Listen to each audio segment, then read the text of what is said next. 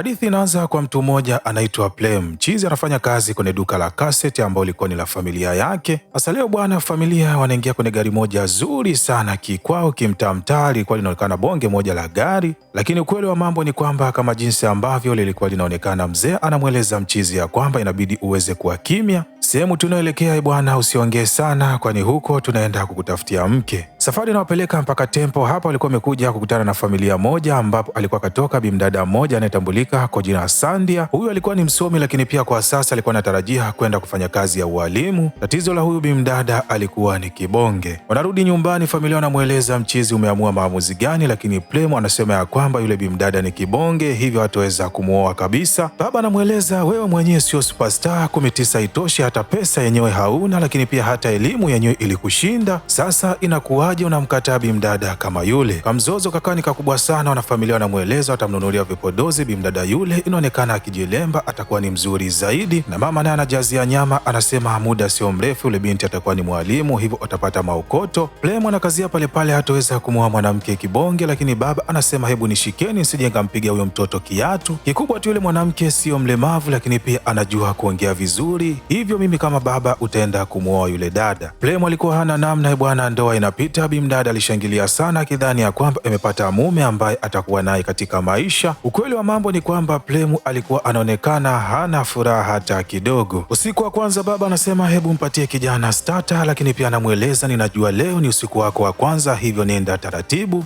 usije ukaishiwa pumzi bwana, kama familia tukapata aibu. Bimdada bwana alikuwa anabadilisha nguo, mchizi akaamua kuelekea upande wake wa nje. Mchizi bwana alikuwa ni mtu mwenye aibu sana. Ukiongezea pia bimdada alikuwa anamuona ni kibonge, hivyo alikuwa hana hisia naye hata kidogo, hivyo usiku wa kwanza ulikuwa hauna maajabu hata kidogo. Mwamba aligeukia upande wake, bimdada naye akalala upande wake. Asubuhi na mapema Bishosi anapigiwa simu na mama yake, anaulizwa usiku wa kwanza ulikuwaje. Dada anaanza kumwaga povu, anasema ya kwamba jamaa anaonekana ni muoga sana, usiku tu wa kwanza amelala akiwa kageukia upande wake mwingine, lakini mama anamweleza binti, usijali, huo ni usiku wako tu wa kwanza, kama umemwona mwenzio ni muoga, basi usiku wa leo anza wewe kumchokoza, lakini pia ikiwezekana tafuta zile filamu za kikubwa, zile huenda zikamsaidia kuamsha baadhi ya vitu. Haya mazungumzo ya Sandia pamoja na mama yake, wazazi wa Plem, walikuwa wanasikia vyema, hivyo siku hii ya leo umbea wote ukawa ni juu ya mtaalamu wetu Plem kushindwa kupiga show ya kueleweka usiku wa jana. Maneno hayo bwana walikuwa wanaongea hawa wazazi pasina hata kuwa na aibu. Mzee kwanza anajiuliza kijana wake shule imemshinda, hajawahi kufanya jambo lolote la maana,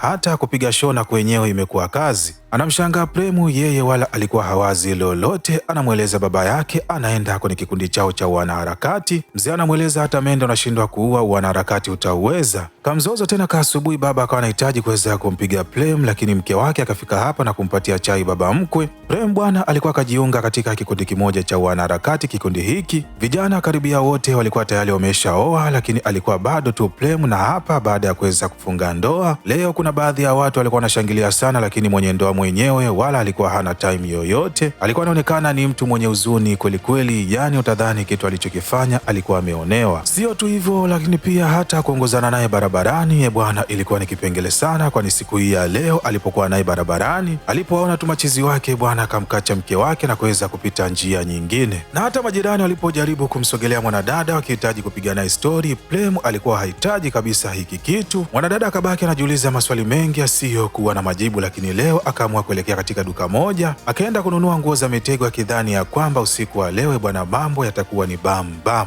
Wakati wa jioni anazitinga hizi nguo na kumwonyesha mchizi, lakini mwamba alikuwa yuko bize tu na makaseti yake. Bishosti pia alikuwa kazima TV ya baba mkwe, akaamua kuweka ile video ambayo mama yake alimwambia itafute. Plem japokuwa alikuwa hana time kabisa ya kuweza kutazama na mke wake video nzuri kama hii ya kiutu uzima. Sauti za miguno pamoja na malalamiko haya yakapelekea wazazi kuweza kutambua ya kwamba huenda kijana wao Plem akawa tayari ameingia utu uzimani. Plem yeye bwana alikuwa tu anaangalia watoto wazuri ambao walikuwa na maumbo madogo madogo, yani ambao alikuwa ni potabo. Anajiuliza ni kwa nini baba yake hakuona wanawake kama hawa mpaka kwenda kumpa kibonge. Bishosti alikuwa na furaha sana, leo anabeba begi, anamweleza mchizi amfuate nyumbani kwao siku ya tarehe 4. Premu yeye bwana kwa masela wake, kila ambavyo alikuwa akikutana lawama zilikuwa ni nyingi sana, akidai ya kwamba hawezi kuendelea kuishi na mtu ambaye wala hana hisia naye hata kidogo. Leo akiwa dukani kwao, mtu mmoja anafika akiwa na CD akieleza ya kwamba inabidi aweze kubadilika, kwani asipofanya hivyo basi biashara yao huenda ikafa, kwani siku zijazo watu wengi wataacha kutumia kaseti na kuhamia kwenye CD. Baba pamoja na mtoto, kipindi ambacho alikuwa anaendelea kudiskasi juu ya hii biashara yao, baba akamuuliza mwana ya kwamba je, ni siku gani ambayo utaenda kumchukua mke wako? Mchizi akakumbuka siku yenyewe ilikuwa ni leo na wala alikuwa hakumbuki kabisa. Upande wa bimdada Sandia naye alikuwa akakasirika sana, akiwaeleza wazazi wake kama mchizi asipotokea basi naye ataendelea kukaa hapa. Ghafla mchizi anafika mbio mbio, anaamua kumchukua mke wake. Sandia bwana alionekana kufurahi sana kampani ya mchizi wetu Plemu, kwani ilikuwa inaonekana kabisa kwamba bimdada alikuwa anamzimikia mchizi, lakini kwa upande wa Plemu yeye muda na bimdada alikuwa hana kabisa. Mchizi anasema anajisikia njaa, anafika sehemu anakaa, anaanza kupata chakula. Stori zikawa ni nyingi sana baina ya bimdada pamoja na jamaa. Leo bimdada akagundua mchizi kumbe pia alikuwa ni mlevi, lakini pia alikuwa anapiga sigara. Jamaa anamweleza kwamba hizi ni tabia ambazo hapendi kabisa kuzionyesha nyumbani, hivyo anamwomba Sandia asije kumweleza mtu yoyote pale nyumbani juu ya hiki alichokiona siku hii ya leo. Bwana washikaji, baada ya kufika magetoni, bimdada akawa anahitaji kuweza kupatiwa huduma. Mchizi akasema ya kwamba ana kiu. Bimdada baada ya kwenda kuchukua maji anamkuta Plemu akiwa yuko busy anafanya kazi, wala hana time kabisa na bimdada. Sandia akamtazama mshikaji, hakika uso wake ukaonekana kabisa bimdada alikuwa akaumia, lakini alikuwa hana namna, ikabidi tu alale amwache mchizi aendelee na kazi. Asubuhi na mapema bimdada alikuwa na hasira kweli kweli. Siku hii ya leo vagi linaanza, akaanza kugombana na anti, lakini bimdada anaelezwa na anti, inabidi uniheshimu, kwani bila mimi Plemu asingekubali kufunga ndoa na kibonge kama wewe. Bishosti kimtindo aliumia sana, lakini pia hizi hasira akaamua kuzihamishia kwa mchizi, kwani siku hii ya leo Plemu kipindi ambacho alikuwa akaweka mziki wake anaupenda kwenye redio, bimdada akabadilisha naye akaweka mziki wake anaupenda. Basi bwana kamzozo baina ya hawa wanandoa wawili kakawa ni kakubwa sana, kila mmoja alikuwa anahitaji kuweka mziki ambao alikuwa anaupenda yeye. Leo anafika rafiki yake na Plemu ambaye alikuwa anatambulika kwa jina Nilma. Mchizi yeye alikuwa kamaliza elimu yake ya chuo. Leo yeye pamoja na baba yake kaleta kadi ndani ya hii familia. Inasemekana ya kwamba anahitaji kuweza kumuoa mchumba wake ambaye naye pia alikuwa ni daktari. Plemu kimtindo akawa anasikia noma sana, kwani yeye akijiangalia hata shule hakumaliza, lakini pia 19 itoshi, hata mke ambaye alikuwa akapatiwa alikuwa ni kibonge. Basi maandalizi ya harusi leo bwana, kulikuwa kuna party. Plemu alifika pamoja na mke wake. Story kipindi ambazo zilikuwa zinaendelea baina yake pamoja na machizi. Nilma akafanikiwa kumwonyesha Plemu picha ya mchumba wake ambaye anahitajika aweze kumuoa. Alikuwa ni bimdada mmoja ambaye alikuwa ni potabo, hana nyama nyingi. Plemu akaanza kujisikia noma na kulalamika sana, akisema ya kwamba hakika nyinyi ni machizi ambao hamna faida kabisa kwenye maisha yangu,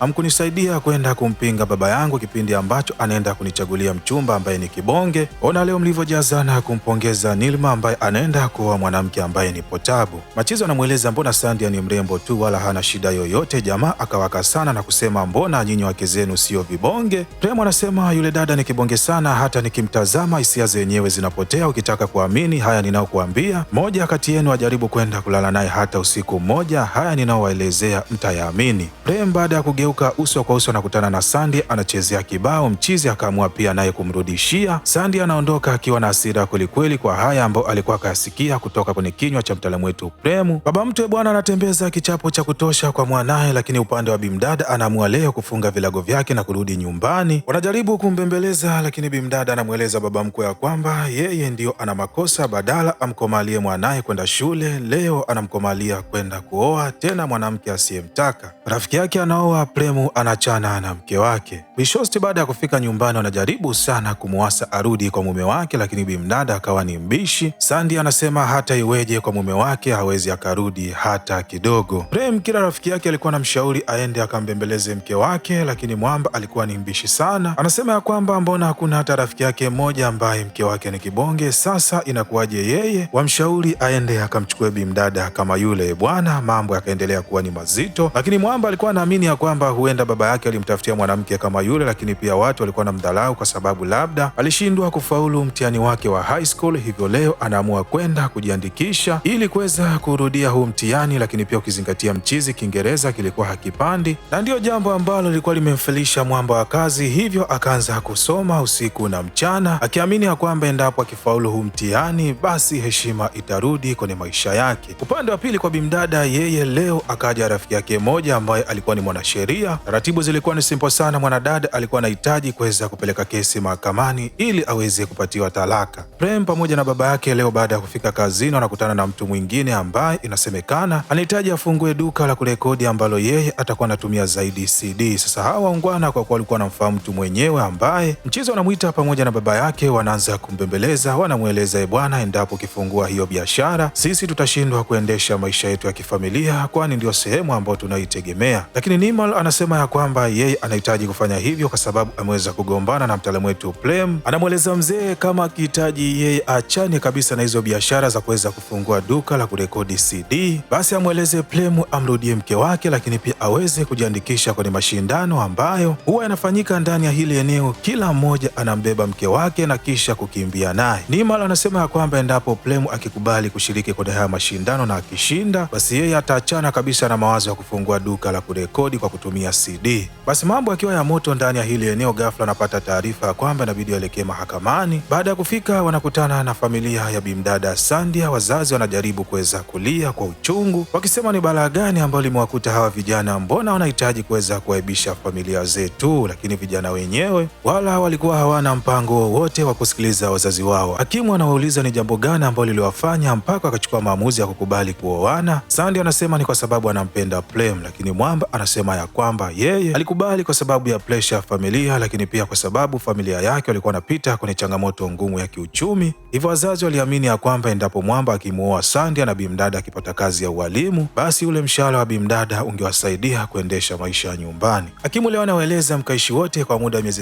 6, baada ya hapo tutawaruhusu kuweza kupatiana talaka. Baada ya kutoka upande wa nje, familia wakaendelea kuwasihi, lakini bimdada Sandhya akasema ya kwamba yeye hatarudi nyumbani mpaka mtaalamu wetu aweze kumwomba msamaha. Plem kwa aibu nzito akaomba msamaha hivyo hivyo kishingo upande. Sandhya baada ya kupitia makaratasi ambayo Mwamba alikuwa anasoma lugha ya Kiingereza akagundua alikuwa na makosa, akawa anajaribu kuweza kumrekebisha, lakini muhuni akamwakia sana mwanadada na akamweleza, ninafahamu ya kwamba wewe una elimu nzuri, lakini tafadhali ninaomba usiniingilie kwenye mambo yangu. Mwamba leo anaingia darasani kwenda kufanya mtihani, lakini pepa lenyewe bwana, lugha ilikuwa ni ya Kiingereza na mchizi kila akigeuka wanafunzi wenzake bwana walikuwa nashuka matilio kweli kweli, lakini Mwamba alikuwa haelewi swali wala haelewi anaandika nini.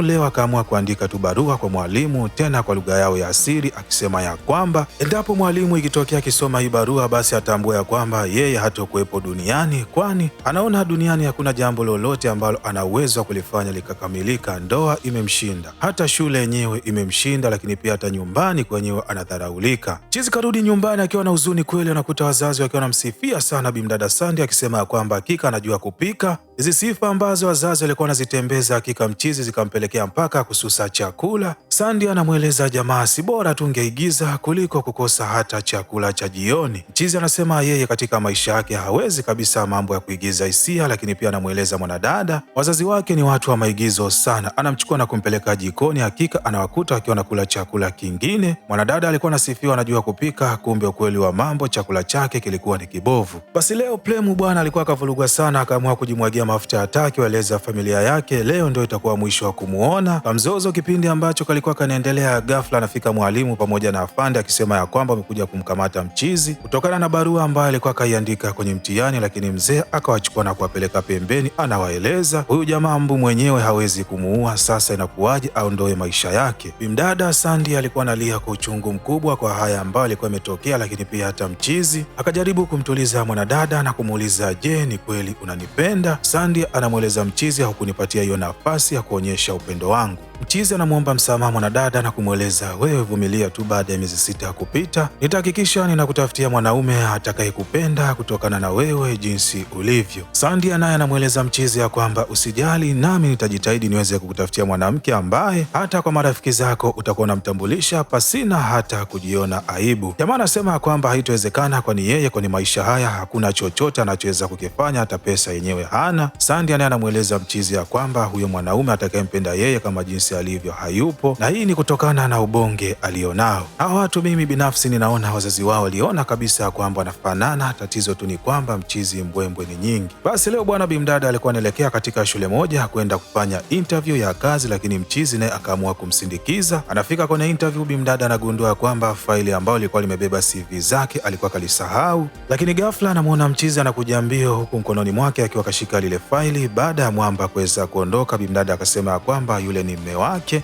Wazee wa baraza wanamweleza mwanadada kazi amepata, lakini katika mji mwingine. Hawa watu bwana, kila mmoja kwa sasa alikuwa analala upande wake, kwani hapa alikuwa anasubiri tu miezi 6 iweze kupita, basi kila mtu aweze kuchukua cheti chake. Leo asubuhi na mapema, shangazi anapigiwa simu ya kwamba mume wake amefariki, lakini ukweli wa mambo, shangazi aliachanaga na mume wake miaka 14 iliyopita, lakini leo ndugu zake na mume wakampigia na kumpatia hii taarifa, japo ni mwanaume ambaye alikuwa tayari wameshatengana, lakini alilia kwa uchungu mkubwa sana. Kisha akamfuata mtaalamu wetu Plem pamoja na mwanadada na kueleza kwamba nyinyi kwa sasa mna uwezo wa kuokoa ndoa yenu, hivyo ninawaomba kwanza mweke tofauti zenu pembeni muweze kuzungumza, lakini pia ninawasihi kwenye haya mashindano ya kila mwanaume kumbeba mke wake, ninawaomba mwende mkashiriki. Prem japokuwa alikuwa anabishabisha, lakini kutokana na maneno ya shangazi, mtu ambaye alikuwa anamsikiliza sana, ikabidi tu aweze kujiunga kwenye haya mashindano. Mashindano yanaanza, lakini wananchi walikuwa wanatambua kabisa Prem hawezi akashinda, kwani hata baba yake naye hakuwahi kushinda huko mwanzoni. Kwa ufupi, familia yao bwana hawakuwahi kufanya jambo lolote la kijamii, lakini pia la mafanikio likaonekana. Ni bwana, mashindano yalikuwa ni heavy sana, ukizingatia pia mchizi mke wake alikuwa ni kibonge. Prem moyoni mwake alikuwa anatambua huu ndio wakati wa kuionyesha jamii ya kwamba naye ana uwezo wa kusimama kwa miguu miwili. Haya mashindano bwana, kwa wao wawili wakayageuza kuwa ni mashindano ya kufurahisha sana. Mdada akaonekana kuwa na furaha, lakini pia hata mchizi naye kwa leo mara ya kwanza akawa na tabasamu mbele ya mke wake, lakini hii pia ikampatia nguvu kuweza kushindana kwa nguvu nyingi. Hatimaye mchizi anafanikiwa kuweza kushinda na kuwashinda wanaume wote ambao wake zao walikuwa ni potabu. Basi upande wa Plem, japokuwa alikuwa ameshinda, lakini hakukubali kabisa kumwacha mke wake, bali akakimbia naye mpaka nyumbani. Anaenda kumalizia ushindi kwa kumtandika bonge moja la busu. Basi ninatambua ya kwamba usiku wa leo kitanda kinakwenda kuvunjika bwana. Hapa ndo nafika mwisho hadithi yetu, lakini kama umependa video hii na umeenjoy, basi usisahau kushare, kulike na kusubscribe ili kuwa mwanafamilia wa kupata vigongo vikali vilivyonyooka na kupoa kama hivi kila siku.